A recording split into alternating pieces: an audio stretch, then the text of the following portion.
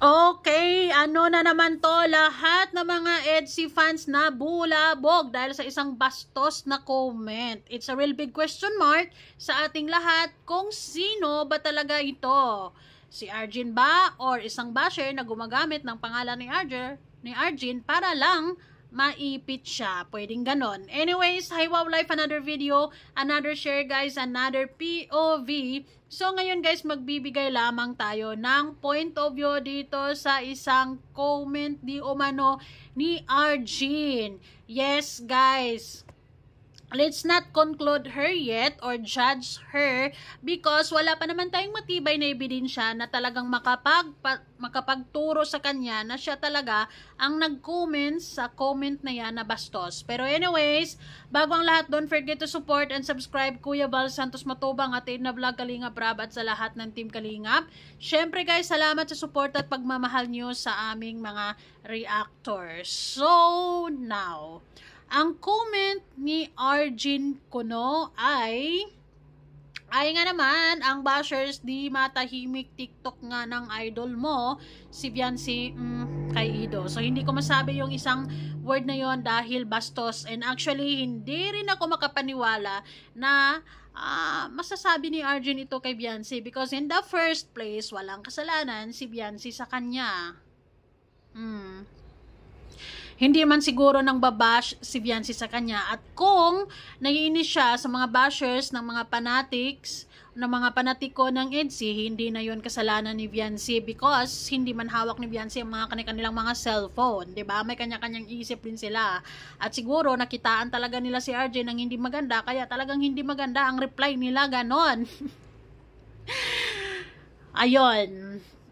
Okay, so sana talagang hindi si Arjun yan. Dahil kung si Arjun yan, ay nako, patay kang bata ka. Talagang mag-iipit ka talaga dyan. Dahil talagang susugurin ka ng mga fans ng EDSA, lalo na. At magagalit sa'yo dyan si Kalingap Ido or si Kalingap Rab. At kung siseryosuhin ka pa dyan, diba? Dahil hindi maganda yung sinasabi mo, talagang may kalalagyan ka pa. Pero, yan ay kung si Arjun. Yan kung mapapatunayan na si Arjun talaga yan. 'Di ba? Ngayon, sa kabilang banda, nag-wonder ako dahil sa comment na yan, nagmamatch sa channel ni Arjun. Yung, 'di ba, yung YouTube ngayon meron ng at. Yan talaga yung nasa under ng YouTube na ngayon ni Arjun, at Arjun Topular _11. Ngayon, kanina lamang actually, nag-post siya sa FB na meron siyang pinatunayan doon na yung comment na yan ay fake. Tapos yung original niya na account ay may nilagyan na niya ng small letter C. Na kanina, after my live, chinek ko yon or matagal na, walang letter C yon. Talagang all caps lock ang gamit. At Arjun Topular na nagmamatch dyan sa comment na yan. That's another big question mark. Bakit? Dahil in the first place, kung hindi talaga ikaw, ang nag-comment niyan, like for example, kung sino man yung Poncio Pilato ang nag-comment nandyan, walang kaba sa puso mo dahil kahit gagamitan pa ng puwersa yan, kahit gagamitan pa yan ng IT, mga kung sino mang expert dyan, hindi ka ituturo niyan dahil hindi nga ikaw yon. 'Di ba? Ngayon, ang palaisipan lang sa akin kung bakit ka nagpalit ng name mo yung sa ilalim ng YouTube, 'di ba? Para just to prove na yung original account mo ay may small letter C, tapos yung nag-comment wala. While kanina noong after ng live ko ay yung YouTube account mo all caps lock pa talaga yan. Tapos ngayon kung bibisitahin nyo guys, nilagyan na niya ng letter C. Tapos sa post niya sa FB, nakalagay doon ay nakalagay doon na Arjun, tapos small letter C, Topular _11. So hindi na siya nagmamatch sa comment na yan. 'Di ba?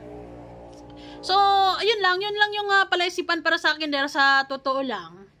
After my live, nabulabog ako sa live ko dahil yung live ko kanina ay good vibes lang naman and maraming biglang pumasok na galing daw sila sa live ni Presbyrador na yun ang topic. Actually, I can't conclude na ay si Arjen talaga yan kasi wala pa namang matibay na ebidensya, di ba? At wala pa talagang mima-mima lang ba? Mima-mima lang. And for me, kung ako si Arjen, mima-mima lang naman yan. Malay ko ba kung sinong buang niya na gumagamit ng pangalan ko tapos nagsasalita o nagsasabi ng mga hindi maganda. Kahit 10 ganyan pa, hindi ko babaguhin yung YouTube ko or yung pangalan ko dahil hindi naman talaga ako in the first place. Pero naging palaisipan para sa akin, bakit niya binago? Para lang hindi mag-match sa kung sino man yung nag-comment na ganyan. Okay, so what do you think, guys? Ano ang nasa isip nyo ngayon?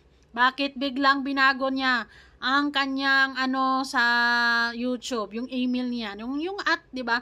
Ako, for example, Miss Im's Life, meron niyang at Miss Im's Life talaga. 'Di ba? And sa kanya, matagal na yung at Arjen Topular _11. Matagal na yan talaga. Nakikita ko yan lagi. Tapos ngayon, nilagyan niya ng letter C para lang hindi mag-match dyan sa comment na yan. So, what does it mean? Di ba nakakaloka? Nakakaloka talaga. So, I hope na Arjen, may paliwanag niya ng mabuti, ng maayos, kung bakit. Di ba? Or magawa niya ng paraan, mahagilap niya, kung sino man yung tao na yan, kung kaya niya, di ba? Malay mo, expert siya sa mga bagay-bagay na ganyan at matitrace niyang ganyan, di pwedeng mabigyan niya ng kasagutan at maisampal niya sa mga nagtuturo sa kanya na siya talaga yan. Pero the question here, bakit nga siya nagpalit ng pangalan? Or bakit niya nilagyan ng letter C para lang hindi mag-match dyan sa comment na yan? Dahil yung YouTube niya kanina talaga ay nagmamatch dyan, kaya nga nagwa-wonder yung mga tao na initial judgment nila na ay si Arjen talaga yan kasi makikita nyo yung at na yan talagang nagmamatch sa YouTube channel ni Arjen. Anyways, I just wish na hindi si Arjen yan dahil kung si Arjen yan hindi talaga maganda. 'Di ba? Mapapaisip din ako lalo kung bakit kailangan pang magaganyan si Arjen, 'di ba? She's matured enough, I hope so. Dahil ilang taon na ba siya? Mas matanda siya kay Biancy. So, hindi na siya dapat magaganyan magsalita, 'di ba? And I wish na sana mag-focus na lang siya sa negosyo niya, wala na siyang mga post na mga dual meaning or yung mga sinasabi niya mga pasabog pa kuno, whatsoever, dahil magwa-wonder yung mga tao talaga. Ngayon, magiging malaking problema yan kay Arjen ngayon dahil hindi maganda yung comment na yan, bastos na comment na yan. 'Di ba? Kung gagamitan ng puwersa yan, talagang malalaman kung sino man yan.